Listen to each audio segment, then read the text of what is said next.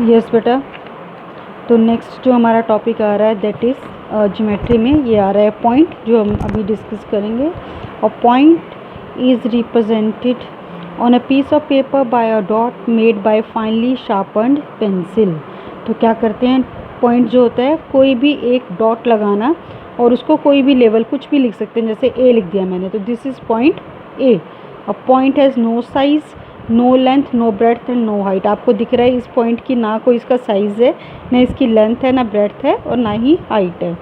तो it is represented by a capital letter, जैसे मैंने ए लिख दिया, यहाँ पे इन्होंने पी लिखा हुआ है, क्यू लिखा है। तो पॉइंट जो है वो ये है P. If you can write this side also, below also, but the point, the actual जो पॉइंट है जो वो ये है, this is the point. Next आ गया लाइन। लाइन क्या होती है, कोई भी straight line, it has length only, जिसकी लंबाई होती है सिर्फ लेंथ होती है। जैसे ये देखिए, इट हैज़ नो ब्रेड्थ और थिकनेस, इसकी कोई मोटापा, कोई इसकी चौड़ाई थिकनेस नहीं है। It can be extended in both the direction infinitely. इसका मतलब क्या हुआ कि इसको बढ़ा, इसकी कोई लेंथ नहीं पता होती हमें।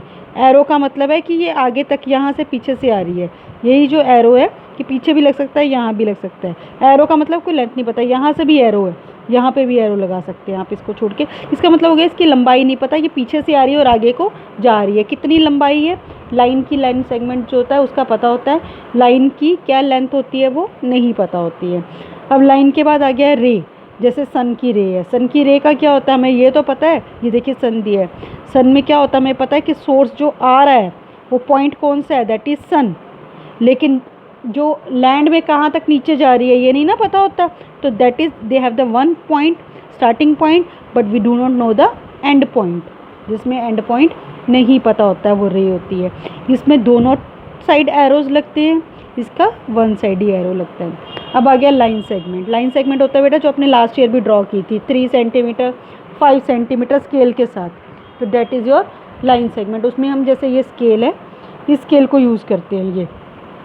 तो ये जो आपका स्केल होता है, ये देखिए ये 0 लिखा है, 0 से स्टार्ट करते हैं हम लाइन लेना, 0 1 2, ये देखो लिखा हुआ है 2 3 4 5 6, ऐसे देखिए कहाँ तक लिखा है ये, they have written up to 15, means 15 centimetre है ये।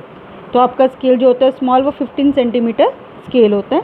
तो ये देखिए आपका ध्यान से, तो इसमें देखिए बेटा ये हमने लास्ट ईयर भी किया था, ये वही कंसेप्ट हमारा आ रहा है दोबारा से, इट्स इम्पॉर्टेंट कंसेप्ट। ये 1 2 ये लिखा हुआ है इस पर, हाँ। तो ये आपका स्केल, ये लाइन सेगमेंट बना सकते हैं आप इसमें से। अगर 0 से स्टार्ट करके 2 तक बनाते हैं तो डैट इज़ 2 सेंटीमीटर। अगर 0 से लेके 3 तक बनाते हैं तो डैट इज़ 3 सेंटीमीटर। तो लाइन सेगमेंट जो होती है उसकी length, it is a part of a line, it has 2 and point. ये भी एंड पॉइंट है, ये भी एंड पॉइंट है, इसके दोनों तरफ डॉट लगाते हैं, ठीक है। It can be drawn on the piece of the paper, इसको एक पेपर पे ड्रॉ कर सकते हैं जैसे आप बनाते हो 3 और 5 सेंटीमीटर। तो इसको हमने देखिए यहाँ भी लिखा है, थिंग्स टू रिमेंबर में। Point M, a point has no size और शेप और जस्ट पोजीशन। लाइन, देखिए दोनों तरफ एरो लगा दिया। Line, a line is a straight path of points that has no beginning और एंड। इसका एक स्ट्रेट पाथ है, एक सीधी लाइन है जिसका स्टार्टिंग पॉइंट और एंड पॉइंट नहीं पता। लाइन सेगमेंट, लाइन सेगमेंट होते हैं ये। Line segment is a portion of a line that has 2 and points. इस लाइन में से काट दिया तो जो काट के जो लेंथ आ गई वो लाइन सेगमेंट होती है। रे, a ray is a portion of line which has one end point and extends forever in one direction। एक ही डायरेक्शन में जाती है वो, जैसे रे सन से धरती की तरफ आ गई, ठीक है। तो it is a portion of the line, इसका स्टार्टिंग पॉइंट जो हमें पता होता है लेकिन एंड पॉइंट नहीं पता होता, ये इनके सिंबल्स हैं, ठीक है। तो देखिए एक्सरसाइज करना स्टार्ट करेंगे हम। Exercise 2A, how many line segments are there in each of the following figures. ये फिगर्स बना के दिए हैं, हमें नंबर ऑफ़ लाइन सेगमेंट्स बतानी है। तो देखिए जैसे फर्स्ट में 1 एक लाइन सेगमेंट है ये, ठीक है। तो इस लाइन सेगमेंट को हमने नेम भी दिया, क्या नेम था इसका, ए से शुरू होकर बी तक जा रही है ना, तो ए बी एक लाइन सेगमेंट है। अब बी से सी तक जा रही है तो बी सी एक लाइन सेगमेंट है। 2 3 4 5 और 6, कितनी लाइन सेगमेंट्स होगी इसकी, 6, ठीक है। ऐसे ही यहाँ काउंट करिए सी पार्ट में, ए बी एक लाइन सेगमेंट होगी, बी सी एक लाइन सेगमेंट होगी, C D line segment, A D line segment. अब बी ओ एक line segment, O A 1 line segment, O C 1 line segment, O D 1 line segment. देखो ये O B और O D ये line segments हुई, लेकिन ये पूरी भी तो एक लाइन सेगमेंट है ना, इसका स्टार्टिंग एंड पॉइंट पता है, तो बी डी भी अपने आप में एक क्या हो गई, लाइन सेगमेंट। ऐसे ही ओ ए और ओ सी ये भी अपने आप में लाइन सेगमेंट है, ये भी लाइन सेगमेंट है, पर पूरी ए सी भी क्या है, लाइन सेगमेंट है। तो हमने ये सारी काउंट कर लेनी है, यहाँ पे काउंट करो 1 2 3 4 5 6 7 8 और एक ये पूरी 9 और एक ये पूरी 10, तो टोटल 10 है। बेटा मैंने यहाँ पे नेम भी लिखे ताकि आपको आसानी रहे, क्योंकि आपने जब इससे यहाँ पे करना है तो जैसे आप ए बी देखोगे तो आपको यहाँ पे ए बी दिख जाएगा। पूछा हाउ मैनी है, हाउ मैनी का मतलब होता है सिर्फ लिखना 6 या 10, लेकिन मैं आपको ये लिख के दे रही हूँ, आपने नोटबुक्स में लिखना है, क्योंकि इससे आपको यहाँ पे क्लैरिटी होगी, समझ आएगा आपको। ए बी लिखोगे तो आपको पता लगेगा कि ये ए बी है। बी सी लिख रहे हो, ये बी सी के ऊपर लाइन का मतलब होता है कि ये लाइन सेगमेंट है बी सी, ठीक है, तो यहाँ पे आपको दिख जाएगी बी सी लाइन सेगमेंट। तो आपने नोटबुक में भी ऐसे उतारना है, ठीक है, ताकि आपको पता लग जाए कि कौन सी 6 लाइन सेगमेंट्स है, क्योंकि कोई भी फिगर आ सकती है आपको एग्जाम में, जरूरी नहीं ये आएगी, आपको कोई भी आ जाएगी। तो जब आपने यहाँ समझा होगा ये चीज़ तो आपको ईजी रहेगा, ठीक है। तो आपने ऐसे ही उतारना है, लेकिन अगर एग्ज़ाम में आप डायरेक्ट भी लिख देते हो हाउ मैनी में, तो हाउ मैनी का ये डायरेक्ट आंसर जो होता है वो करेक्ट है, ठीक है वो, लेकिन नोटबुक में पूरा उतारना है ताकि आपको अंडरस्टैंडिंग के टाइम आसानी रहेगी, ठीक है। तो ये आपका फर्स्ट क्वेश्चन आ गया। सेकंड क्वेश्चन देखते हैं। मैंने इसका ए और सी पार्ट करवाया है, आप यहाँ पे बी पार्ट भी बुक पे कर सकते हो। 1 2 3 4 5 6 7 ऐसे काउंट करने हैं, आपने खुद करने हैं ये, ठीक है। नेक्स्ट,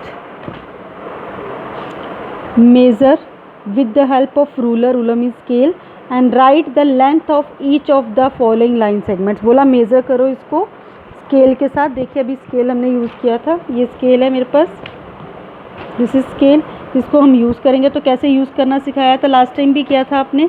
हमेशा स्केल को, जो इसका फर्स्ट पॉइंट है एम, उसको ऐसे पहले तो स्ट्रेट रखना है, जैसे ये एम है, ये देखो बेटा, ये एम का जो पहला पॉइंट है इसको मैंने 0 के साथ कंसाइड कराया है। कंसाइड का मतलब वहाँ पे मिलाया है, ये देखो ध्यान से,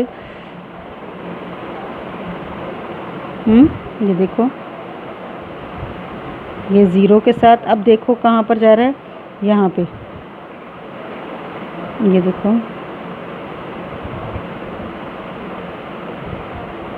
ठीक है। ये देखो आपका कहाँ तक जा रहा है, ये देखो 4 है ना, ये देखो यहाँ पे ये है, और ये 4.4, 4 के आगे हम पॉइंट्स गिनते हैं, क्योंकि 4 और 5 के बीच तक है ना लाइन, तो 4 तो पूरा आ गया। 4 के बाद 1 2 3 4, ये छोटी सी बड़ी लाइन जो है ये 5 है, 6 7, तो 4 के बाद 7 तक है ना, तो इसको कैसे लिखेंगे, 4.7 सेंटीमीटर, ठीक है। एम एन कितना आ गया, 4.7 सेंटीमीटर। ऐसे मैं सीधी यहाँ करूँगी, ध्यान से देखेंगे बेटा, ये सीधी लाइन नहीं दी है, ये टेढ़ी लाइन है ना, स्लैंटिंग लाइन है, तो हमने भी स्लैंट रखा पर जो ये है रूलर, ये देखो ध्यान से देखना इसको, ये 0, ठीक है। ये देखो बेटा यहाँ पे, ये देखो कहाँ तक गया, 3 से आगे गया ना, तो इसका मतलब 3 तो पूरा है, ये देखो 3 दिख रहा है।